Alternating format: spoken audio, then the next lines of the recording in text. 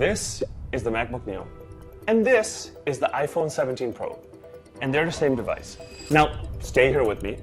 They're not the same in how they look or how they operate, but same in the fact that they share the same chip, the A18 Pro.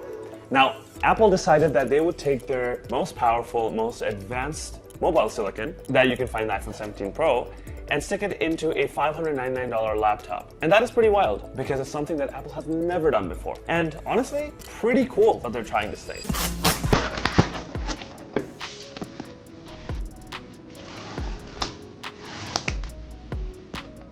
It's very nicely built. First impressions for the MacBook Neo is that it's really pretty. So no MagSafe, headphone jack, 2 USB Type-C ports.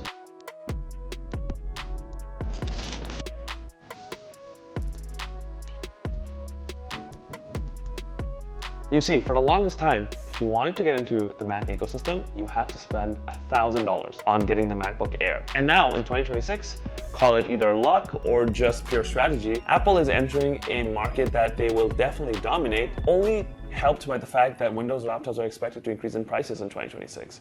So that begs the question, how good is the MacBook Neo? Let's check it out.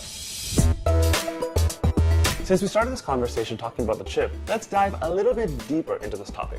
Every single MacBook, be it the cheapest Air or the most expensive Pro, have historically run on a variation of the M series chips, a silicon that was built from the ground up for MacBooks and do things that you would expect to do in a desktop. And what this meant was more sustained performance, higher memory bandwidth, and the ability to complete workloads that you would expect to do on a computer. The Neo doesn't have this. It doesn't run on an M chip. Instead, it runs on a phone chip built for the iPhone 17 Pro. So the question becomes, is this a downgrade? And I'm happy to report that that is actually not the case. For most people, and emphasis on the most, this is more than a perfectly great device to be able to do all of your daily tasks on. Writing scripts for this exact YouTube video, taking Zoom calls, even Excel. Anything that you would expect to do in a regular laptop, watching YouTube videos, even playing the casual game or two, you can do it without a doubt, and it won't even sweat the chip. And that's just how advanced and good modern chips have become. And this wouldn't come as a surprise to you, but you do see the limitations of the A18 chip once you get into much more heavier tasks, be it coding, software development, or even 4K video editing. And these are instances where the MacBook Neo definitely struggles and chugs a little bit, and that's where you're able to see the value that M series chips bring to the table. In my personal experience, everything that I threw at the MacBook Neo did pretty freaking well. I was honestly surprised. I even tried a little bit of video editing, and while it still chugged a little bit when it came to 4K footage, it still did a better job than my MacBook M1 Air, which just shows you how far things have progressed over the last couple of years. I know I've been making a lot of comparisons with the M1 Air in this video, but that's mostly because, in my mind, it's the closest competitor that the MacBook Neo has. No Windows device even comes remotely close. But there's one thing that the MacBook Neo completely defeats the MacBook Air in, and that is the looks. The MacBook Neo is genuinely a beautiful device. Not only does it come in the most playful colors MacBooks have ever been released in, but it's also incredibly well built. It's made out of metal, which at this price is surprising, even shocking. Me personally, I got the citrus color, and this is by far my most favorite thing about this MacBook. If it was up to me, I would color all my Mac devices into colorful colors like this. It's so fun and it's perfect. And if you are an adult buying this for your kid who goes to school, it doesn't feel like a cheap plastic Chromebook. It feels like a MacBook. Although the only thing I'd be a little worried about is that aluminum is a lot less durable when it comes to drops and scratches compared to plastic. But if your kid is good, or if you're good, if you're buying it for yourself, this is definitely a laptop worth considering, especially in the price range that it now finds itself in. Now, you can have the best chip in the world powering your laptop, but if the external bits of the laptop isn't good, then there's no point to it. So let's talk about the display, the keyboard, and the trackpad, aspects of a machine that you interact with the most. The display, for the price, is actually decent. It gets really bright. It seems like it's pretty color accurate too. The viewing angles are actually fantastic, and it doesn't feel cheap in any single way. It also feels quite color accurate to the naked eye. And most importantly to me, it comes with all of macOS's software features, such as the nightlight filter that I use on a daily basis. In terms of the keyboard, if you've ever used an Apple keyboard before, all of the good things are here. The buttons themselves are quite tactile, they're not mushy in any way. There's a decent bit of satisfaction that you get from typing on an Apple keyboard, and this is also consistent here. Only gripe is that there's no backlight, which for a $600 laptop is probably asking a little bit too much. But in most conditions, unless you specifically, for whatever reason, like to type only in the dark with absolutely no light around you, that might be a problem. But for the most part, they are very good. The trackpad too, while it does not have force touch, it does a pretty decent job of feeling like an Apple trackpad. And I know that this might not necessarily be a great description, but from my experience, Mac trackpads and keyboards leaps and bounds above and beyond the Windows and what they offer right now, especially at the lower tier of prices. I have used pretty cheap Windows laptop in my time, and they are quite bad. This actually feels like a pretty decent trackpad, and you wouldn't need an external mouse, but let's be honest, a lot of people do use an external mouse with their laptops. What it seems like, the trackpad on the MacBook Air is also slightly bigger than the trackpad on the MacBook Neo. I will caveat that the base model MacBook Neo does not come with a fingerprint scanner, which is a pretty big deal breaker for me because I am someone who uses Touch ID all the time. All my digital wallets are secured by Touch ID, so I actually did upgrade to the next tier, which gives you extra storage at 512 gigs, as well as the ability to have Touch ID. But at that price, the conversation now becomes, if you spend $200 more, are you just better off buying a MacBook Air or still sticking with the MacBook Neo? Interesting predicament to be in, but regardless of what your decision is, I would say if you're gonna get the MacBook, get it with the Touch ID because it's so convenient.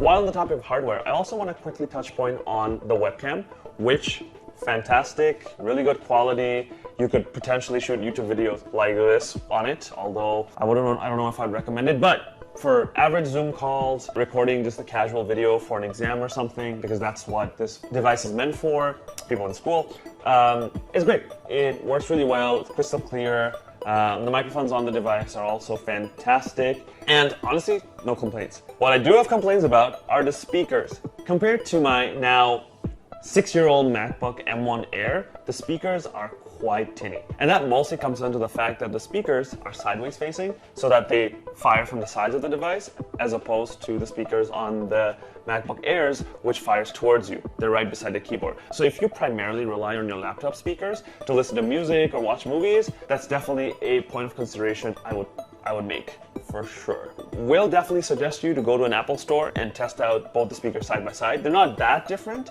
but they're different enough where you notice.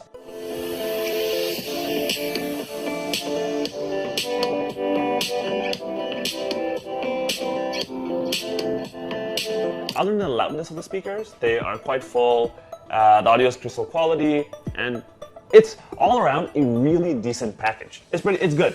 Like, I'm telling you, it's good. Source, trust me, bro. So now you have a device that has a pretty decent silicone inside, as well as pretty strong peripherals that are not perfect, but definitely passable. But you wouldn't want a device that has a crappy battery life. So let's talk about battery. Based on the Apple website, the MacBook Neo is supposed to give you 11 hours of continuous web browsing, as well as 16 hours of video playback. And while that on paper might seem pretty good, I think that this is probably the weakest point for the MacBook Air. And I say that because if the MacBook Air is targeted mostly towards students, you can quite reliably assume they want a device that lasts them a whole day, maybe even 2 whole days of use. And when I was in school, I remember distinctly that there were barely any plugs nearby, especially when you needed them. And while in a vacuum, the MacBook Neo will reliably give you an entire day's worth of battery life, it does fall short compared to its competitors.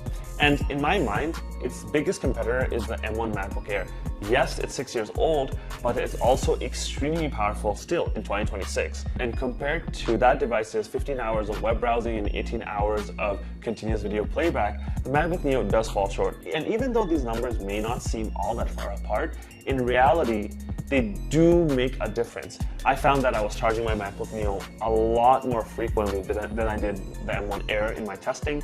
And because I had both of those devices, I was testing them side by side just to see how much better the Neo was. And in this case, it wasn't. And to make matters worse, the MacBook Neo also charges slower than the M1 Air, mostly because it comes with a 20-watt charging brick compared to the 35-watt bricks that the M1 originally shipped with. And in its default setting, the Neo is capped to 20 megawatts unless you override it. So if you're someone who has very long days and rarely have access to a charging station, then that's something I would consider for sure, because 4 hours does matter quite a bit in my opinion.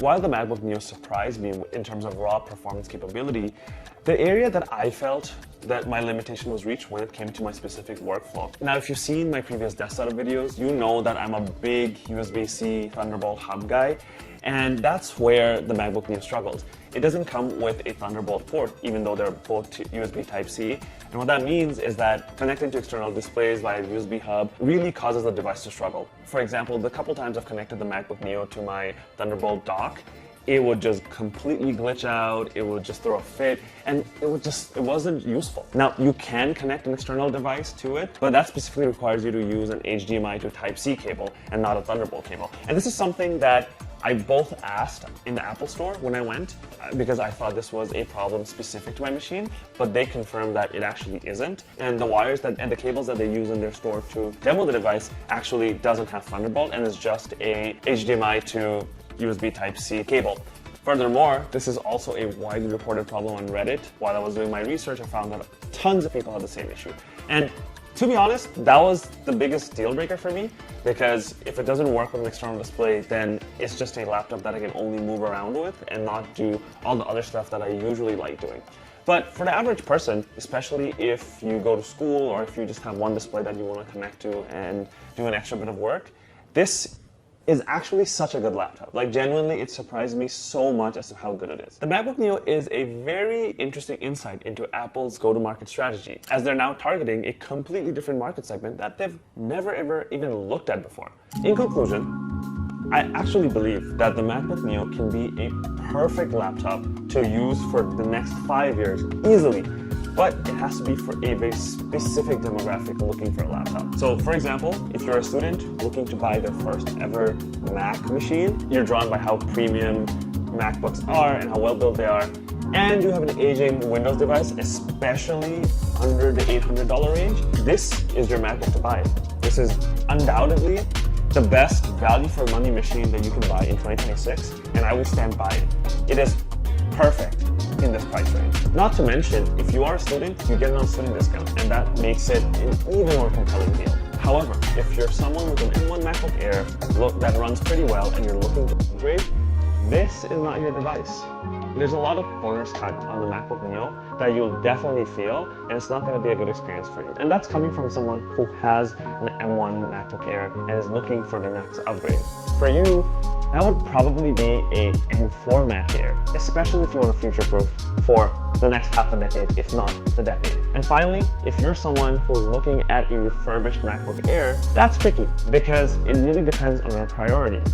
Do you want a newer looking machine, or do you want better battery life? Do you want a machine that is extremely beautiful, or do you want a machine that's quite reliable and has, I would say, comparatively better performance in a lot of ways? I would say run the numbers really carefully, and if you get a good deal on either of them, you probably won't regret that. So that's my conclusion. I hope you liked the video. I would really appreciate if you liked, commented, and also if you're buying a MacBook, which colorway would you buy? Down in the comments below. Thanks for liking and subscribing. I appreciate you. See you later. Bye.